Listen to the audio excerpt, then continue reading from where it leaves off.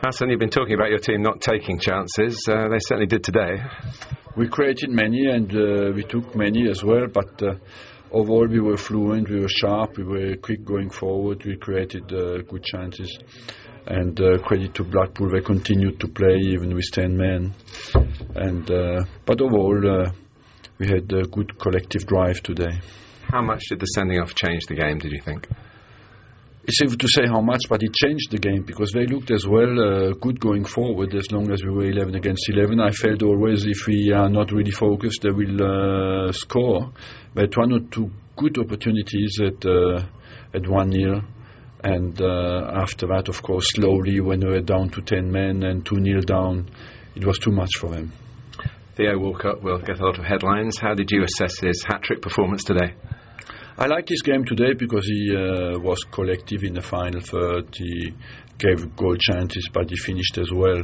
And he got two important aspects of a striker right. He passed the ball when he had to pass the ball, and he finished when he could finish. And that shows that what I never had a doubt about, he's an intelligent player, that he continues to improve always. How much did you have to help him after the disappointment of being left out of the World Cup? Well, Theo is quite strong mentally, and I believe that he came back, worked hard, and we know that he's very sharp, and that's why I believe that he did the biggest part, and the rest, everybody at the club tried to help him, but I think 90% of the work has been done by him. And you brought two of the World Cup final players on as your substitutes. That was a big luxury to have, you know, when you're 5-0 up and you can bring two players of that caliber on. But how ready are they? They're close now. I think one more week hard work, they should be ready. And Cesc Fabregas, obviously everyone talking about him playing for Arsenal again, let alone coming on for 20 minutes or so, but being in an Arsenal shirt again, is that all over now, done and dusted? Of course, we want to focus now on our season and to have him back. Cesc is a player who wants to win, and he's completely focused. You should see how he works in training. You would have no doubt. Does that sort of scoreline, though, encourage him that he's made a good decision to hang on here at the Emirates? Well, I believe to win something here with the club will make him even greater.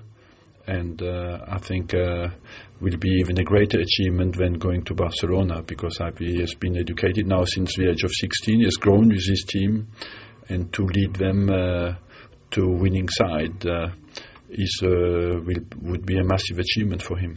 Because the window is still open, and I have to ask you, has there been any news since your press conference yesterday involving players coming in or going out of the Emirates? Not at the moment, but we get a bit closer today, but not yet.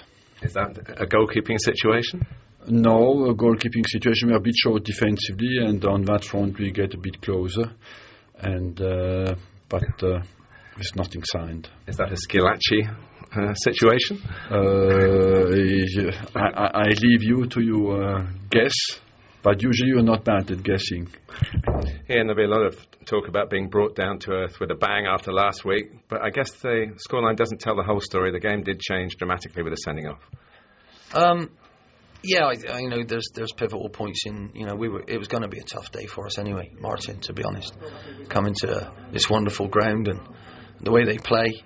The bench was pretty scary, let alone who was on there. But I felt we started quite well, and I think the pace of this team we played and the pace of the game itself caught us really. And the referee has made a decision that is, I thought it was harsh to say the least. And my player not only gives a penalty away, which makes it 2-0, but gets sent off as well, which I think is unbelievably harsh, because I thought he played the ball. But after that, it was a mountain to climb, and I'm just relieved that it was only 6 in the end. That might sound crazy, but you never know. Goal difference might come into it, and we're only -2 now after last weekend.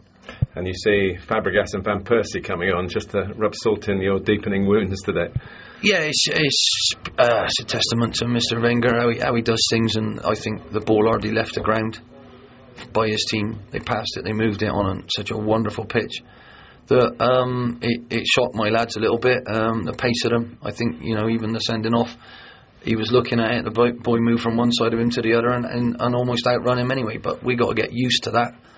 We have to adjust quickly, and I need to get out there and show him some things off of that video that we can do a lot better, and we're going to need to by the end of the season. It does sound that even in the pain of the goals going in, that you actually enjoyed some of the watching from the Blackpool dugout. Yeah, it's always going to be difficult, Martin, to actually employ an attack-minded philosophy that we had last year when you come to a place like this. But, we switched the ball well, we kept the ball well, we moved the ball well and created at least a couple of chances early on. I think we lost a bit of heart when Theo Walcott scored. I thought it was a brilliant move.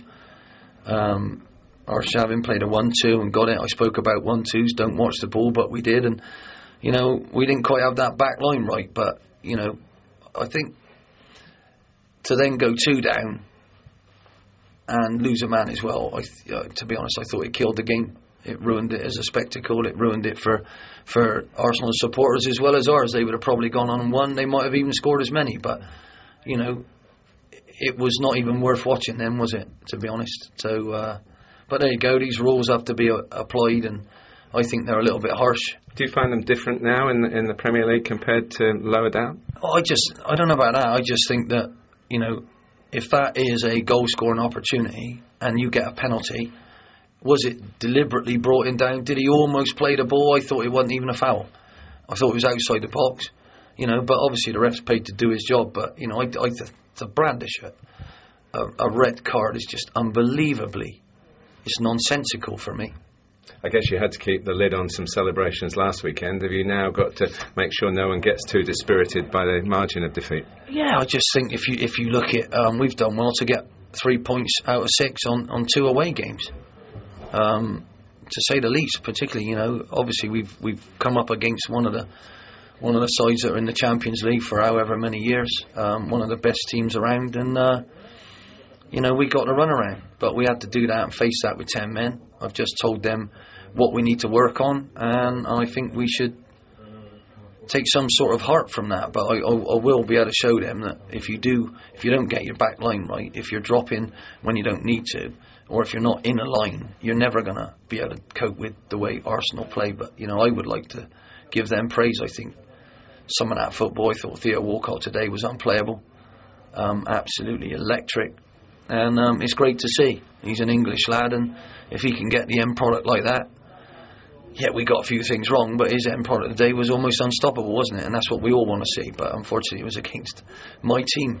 But never mind. I love football. I think football, the way Arsenal plays it, is terrific, and we're going to continue to try and do what we do, but we've got to get an awful lot better, haven't we?